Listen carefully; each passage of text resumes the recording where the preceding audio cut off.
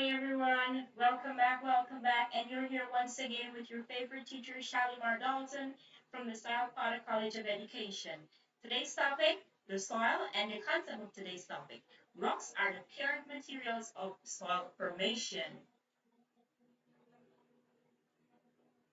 Hello boys and girls, our topic of in focus is the soil formation. And in this lesson, you will learn how soil is formed through the process of weathering and the factors that contribute to weathering. But at the end of today's lesson, you're expected, sorry, to complete a knowledge test. Let's see how those brains are working out there. In your previous sessions or in your previous lessons of agriculture science, you have learned what is the soil, and you for sure know that the soil is formed from rock. So this is no strange topic to you. But let's think about what you know versus how it really happens. What do you know? Brainstorm a bit. What do you really know?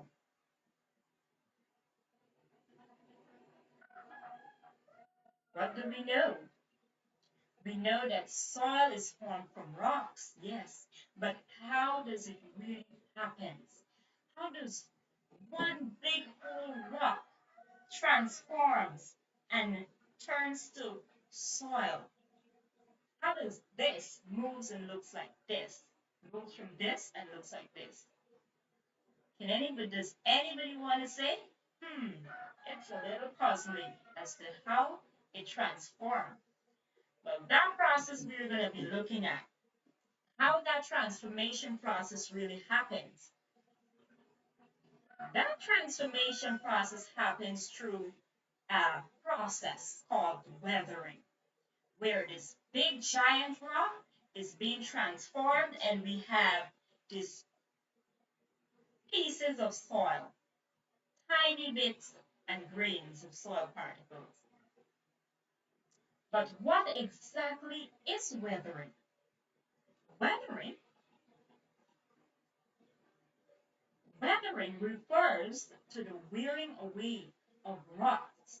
And as the rocks wear away, this produces small fragments and particles which help to make up the soil. But really and truly, weathering does all of this.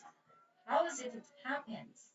And in this section, that's what we're going to be looking at. The factors which brings about weathering. What are the factors?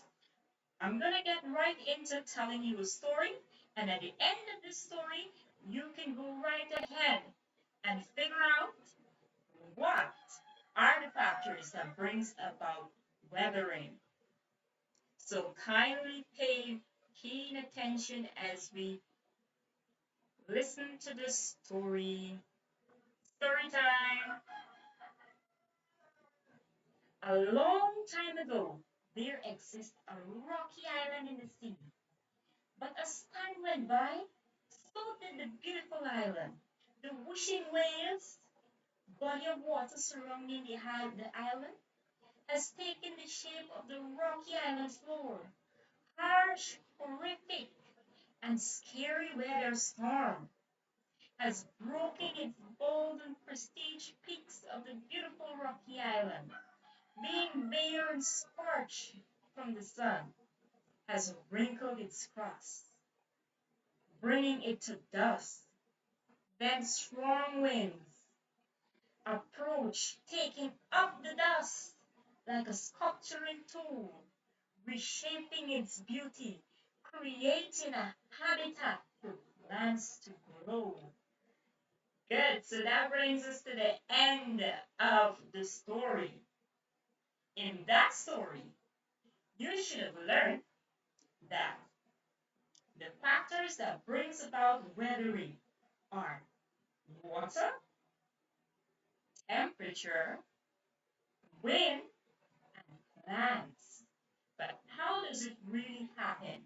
What's the process that really takes place to cause this to happen? On hot days, what happens? The rocks become loose. On cold days, the rock becomes plump and contracts. On hot days, again, it becomes loose and relaxed. But on cold days, it contracts. And what do you think happens as that process continues when it continues? The rocks is going to start cracking up and breaking into pieces. And as the rocks break down and flakes down, that continuous process of the big fragments becomes soil, as I would have shown you here. It becomes soil. So that's how we move from here with temperature to here. But how does the wind perform the act? What the wind does? When the strong wind whoosh up, what happens?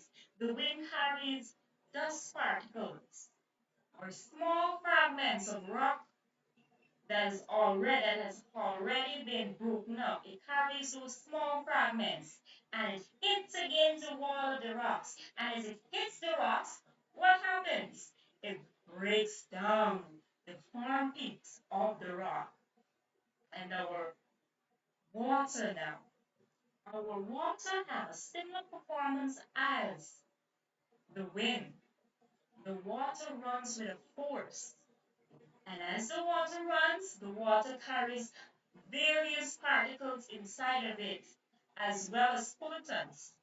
Carries that and it whooshes against the floor of the rock.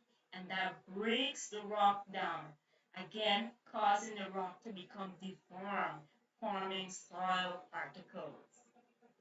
And our plant roots, as plants develop and they mature, their roots extend and they go all the way down into the soil.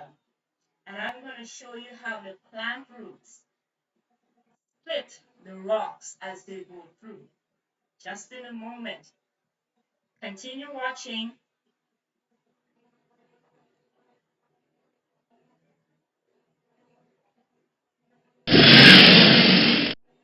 So there we have it there. And here I have a model here displaying just exactly what you're seeing on your screen. Here we have a profile of what our soil looks like. On the screen, at the first column, to my very left that is, you see that there is just plain. Everything is just plain there. We see not much of an activity. That rectangular shape there, that's representing rocks. What happens to these rocks? These rocks being exposed to the four factors that we would have just listed: water, temperature, wind, and plants. But this rock here, the first rock, it's being exposed to soil. It's being exposed to temperature. That's my phone alarming. Yes, this is being exposed to temperature, sunlight, and rain. Before the rain comes down with, it breaks up the rock particles just at the surface. And as that breaks down, soil is formed, just as in our second column there. Soil is formed in the second rectangular shape there. And as the soil forms, we have bits and bits of pieces of rocks still being in our layer there. And then we have a solid rock formation just below. And as the rocks are being exposed to more factors, this time it's being exposed to plants and it's being exposed to the same constant change of temperature and wind. As it becomes exposed to those factors or those elements, you would find that the rock starts to break down even further. Plants becomes to develop in that area. Large plants which sends down their roots all the way to the different layers of the soil.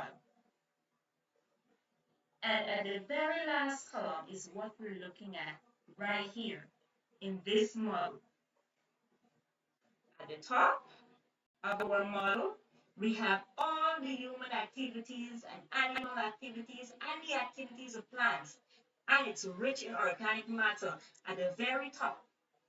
But just as you dig down a bit in our topsoil, you would find the activities of microorganisms as well as plant roots and a habitat for little small organisms and insects just in our topsoil.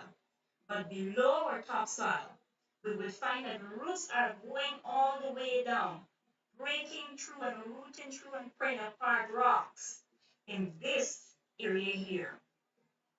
And here is in our subsoil. And just below our subsoil, we have the substratum. And in this area, it's also known as the sea horizon, where there is small boulders or small fragments of soil or rocks, small fragments of rocks within the area of the substratum. And below that area, just like in your diagram here, you're noticing that there is a compact sheet or bed of rocks within that area. And this is how, because of weathering, this is how you find that our rocks, this entire block here was rocks, and then it's been broken down because of the factors of weathering. And due to that breaking down stage, we have all these layers of the soil.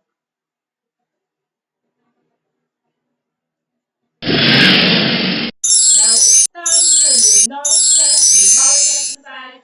Let's see what you have learned, how much you have grasped in today's lesson. So what you're going to do in each picture, it represents one of the factors of weathering.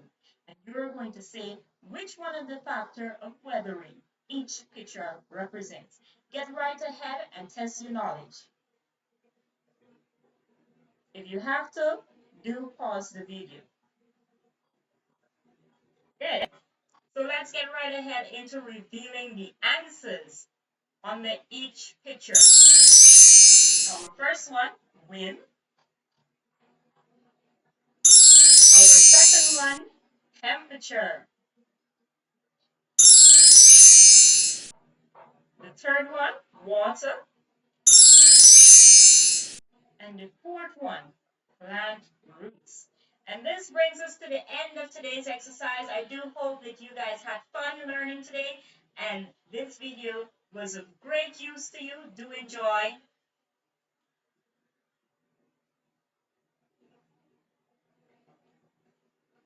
And thank you all for watching.